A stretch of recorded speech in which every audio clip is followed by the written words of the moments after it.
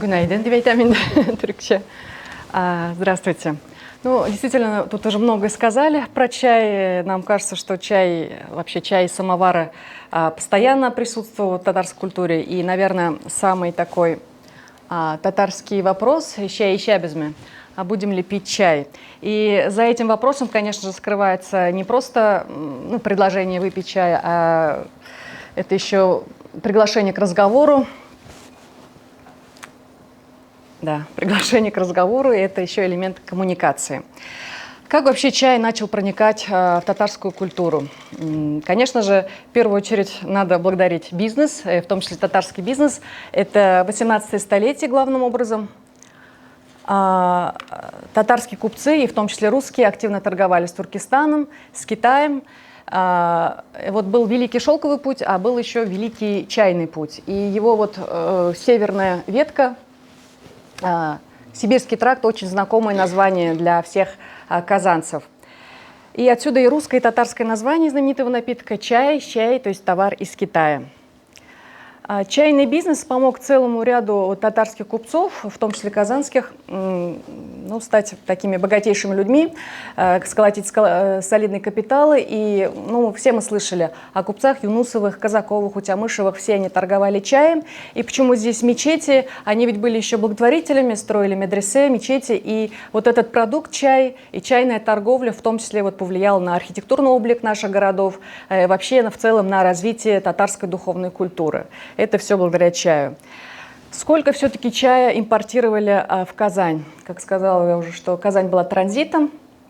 Это данные на середину 19 века. Если перевести на современные цифры, на современные деньги, то это где-то 1 миллиард рублей. То есть столько чая привозили в Казань. Это данные историка Людмилы Свердловой. А сколько здесь покупали? Это 99 миллионов рублей. То есть... с одной стороны, можно сказать, что да, много выпивали чая, но в то же время очень много уходило дальше на европейский рынок, на остальную Россию. Как я сказала, это положение на середину 19 века. Чай уже становится немного таким популярным продуктом. И вот первые такие повседневные упоминания о чае мы можем найти в пословицах татарских. И все они указывают на то, что, в общем-то, это такой недешевый продукт. А чай, конечно же, это удовольствие. Да, можно выпивать этот чай, но потом приходится платить. И для некоторых это, видимо, было очень болезненно. Кроме того, есть еще такой интересный жанр, кроме пословиц, это баиты. Это баиты, татарские песни. И среди них были и в том числе про чай. Они писали с разными людьми, и содержание тоже, соответственно, было разным. Были, конечно, и с критической ноткой, но в то же время, если здесь, это уже, конечно, в переводе, зафиксировано это в начале 19 века, тут это, по сути, это реклама чая. Тут чай – это и лекарство, это и еда, и это и душевная услада, и так далее. Авторство его спорное. Считается, что это Габдельджабар Кандалый, по одной из версий. Он был муллой, жил в Симбирской губернии. И вот этот случай показывает, что шакирды медресе и татарские муллы выступали в тандеме с купцами, и с помощью, в том числе, таких произведений сформировали спрос на этот новый продукт. Есть, конечно же, и тоже из этого же баита, и про самовар. То есть самовар – это, да, китайское устройство, даже его название русское, то есть это все одновременно проникало и в русскую культуру, и в татарскую культуру. Здесь я привожу еще и кофе-самовар, то есть татарские купцы пили не только чай, но еще и кофе, в том числе из этих новых устройств. Такой кофе-самовар, например, был зафиксирован в доме купца Мукмина Хазиситова, он жил за Казани, это современный Арский район, деревня Служилая-Ура. Он был известным купцом, мануфактуры у него были, и он торговал с Туркестаном. Далее о баитах. Баиты писали разные люди, тут я привожу некоторых авторов, и был такой баит, как самовар баиты. И здесь сюжет такой. Шакирды медресе пьют чай из самовара, к ним приходит крестьянин, и он просит воды, а ему наливают горячий чай, и он обжегся этим чаем. То есть этот баит о чем говорит? Тут несколько моментов. Во-первых, конечно же, что чай из самовара сначала был неким таким городским развлечением и был доступно скорее городским жителям, а сельские жители познакомились вот с таким видом чаепития позднее. Во-вторых, конечно же, тут надо помнить, что вот, ну, противопоставляется, да, вот грамотные шакирды пьют чай, и такой неграмотный сельский житель, как его называют, вот, мужик, то есть и в русской культуре, и в татарской культуре тогда крестьян называли мужиками. Вот он не знал. В то же время чай, вот, горячие напитки, тут еще такой третий момент, это больше связано с экологией. Ну, у сельского жителя была все-таки чистая вода, по крайней мере, в XIX веке, а у жителей Казани тех же уже были проблемы, да, санитарные проблемы, холерные эпидемии. Именно вот спустя, например, 10 лет после фиксации этого баита, 30-й год XIX века, была волна очень сильной холерной эпидемии, и что даже скончался вице-губернатор Казанской губернии. То есть это была такая проблема. И вот этот новый напиток, кипяченая вода, она как раз отвечала вот этим новым вызовам этого времени. Да, еще один момент. И были и критики. Вот я тут хочу привести Габдрахима Утазаймани. Это известный татарский поэт, богослов мусульманский. У него есть трактат, где он, наоборот, критикует увлечение чаем, и здесь он опирается на несколько доводов приводит. Во-первых, чай, это вот, как вы видели в предыдущих баитах, это удовольствие, да, поэтому он считал, что вызывает зависимость, и он сравнивает с алкогольной зависимостью, другим зависимостям человека, и вот поэтому, наоборот, как бы призывает ну, оставаться в таких традиционных рамках. И в то же время ему кажется, что чаем увлекаются русские, поэтому татарам нельзя подражать русским. Хотя, на самом деле, конечно, как я сказала, это все происходило примерно ну, в одно время и в русской культуре, и в татарской. Конечно, когда мы говорим о татарском чаепитии, нельзя не упомянуть вот это классический рассказ, наверное, Карла Фукса. Это казанский профессор, немецкий врач.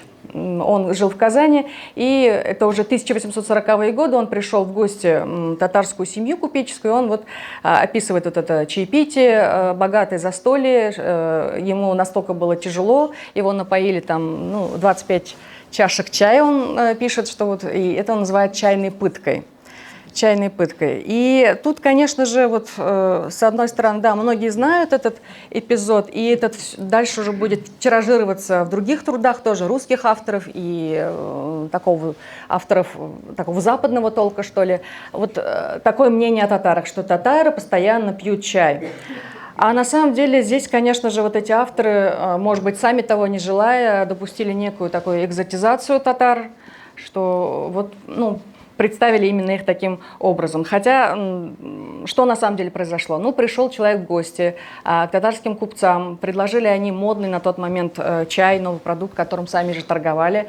Естественно, было богатое застолье, никто же не заставлял его выпить именно 25 чашек чая. То есть они таким образом проявили свое гостеприимство в своем понимании, а это все преподносится как вот, ну, какой-то вот дикий обычай, что, конечно же, было в корне неверно. И ну, если посмотреть на статистику XIX века, мы видим, что больше всего чая на самом деле употребляли в Великобритании на душу населения. А Россия немножко уступала, а вот родина Фукса, Германия, как раз там, конечно, видимо, больше было любителей других напитков, кофе, пива и так далее. А почему я об этом вот акцентирую на этом внимание? Вот другие этнографы, уже сами татары, вот здесь вот Абдулкадыр и Марьям, это брат и сестра Губайдуллины, они напишут спустя уже 80 лет после выхода труда Фукса свой труд уже о татарской пище. И там есть вот черным по белому написано, что татары пьют чай на самом деле не больше или меньше других народов, примерно также 3 раза в день, но они просто вот настолько гостеприимны, что постоянно предлагают чай, постоянно у них самовар, и другим народам кажется, что они вот только и делают, что пьют чай. Это, конечно же, вот похоже на вот другие мифы, как вот миф, например, о ленивом туземце, да, есть вот у других нам авторов. Тут тоже, наверное, немножко такой тоже подход есть. Ну, конечно же, так, остановимся здесь. К началу 20 века, к рубежу, действительно чай становится таким самым, наверное, употребляемым напитком. И вот этот товар, он идет одновременно еще с сахаром. То есть татары любили крепкий чай и, как тут уже сказали, сладкий чай. И об этом даже говорят какие-то архивные документы. Например, в 1906 году в номерах «Булгар», это вот напротив Камаловского театра, к сожалению, здание не сохранилось, было одно заседание. Татарская общественность отмечала открытие мусульманской библиотеки. Китабхана, ну, Ащуон, в общем, отмечали. И там журналист Ахмедхади Максуди своих гостей угостил чаем. Сохранился счет именно в архиве. Там было 39 чашек чая. И как вы думаете, сколько кусков сахара было заказано? 100. Сколько? 100 тут сказали? 3. Нет, 200 кусков сахара прилагалось. То есть это вот как раз показывает, насколько вот сладкое любили татары. И, конечно же, появлялись новые купцы, которые тоже занимались чайным бизнесом. И вот, например, в Казани был такой купец Ахмедзян Сайдашев. Его называли чайным королем. Он начинал вот с мелочной торговли на Сенном базаре, Песчан-базаре, а в итоге вот именно чай и торговля, наверное, другими вот бакалейными товарами привели его вот к такому финансовому благополучию. Может быть, он был крестьянином Лаишевского уезда, он был потомком вот такого условного мужика, да, деревенского, который вот в начале 19 века еще не видел самовар и обжегся чаем, а вот в начале 20 века он уже вот, да, превратился человек, который вот занимался этим бизнесом. И именно он заказал у нашего знаменитого поэта Габдулла Тукая вот рекламу чая для своего издания, справочной книги «Маглюмат». Это издательство Байн-эль-Хак, тоже принадлежало этому купцу Сайдашеву. И Габдулла Тукай вот по заказу написал вот про чай фирмы «Караван» вот такие вот строки. Это только один фрагмент. Ну, таким образом, вот подытоживая, ну, в этом случае вот Тукай продолжает вот традиции, да, вот эти баиты слагались в начале 19 века, а в начале 20 века уже вот такие стихи, то есть это опять же реклама чая, и в том случае Шакир Дамулла, здесь уже такой практически профессиональный поэт, выступали в тандеме с татарскими купцами. И здесь вот я, подытоживая свое выступление, хочу привести, это тоже фрагмент. Наш писатель татарский Амирхан Еники, он родом из Уфимской губернии, Белебеевский уезд, это современный Башкортостан, Благоварский район. Он вспоминает о своем детстве. Это уже 10-е годы 20 века, 1910-е, и вспоминает о своем дедушке, Картатай, как там называют дедушек. И тут тоже вот фигурирует вот этот самовар, чаепитие и вот цитрусовый аромат. То есть на горящие угли этого самовара его Картатай кидал вот цедру лимона. То есть что я хочу сказать? Татарское чаепитие — это не сколько чашек чая ты выпил, это все-таки прежде всего вот эти вот душевные отношения, это прежде всего вот это тепло, воспоминания семейные и так далее. Примерно так. Тешеккур эдерим, рахмат. Спасибо.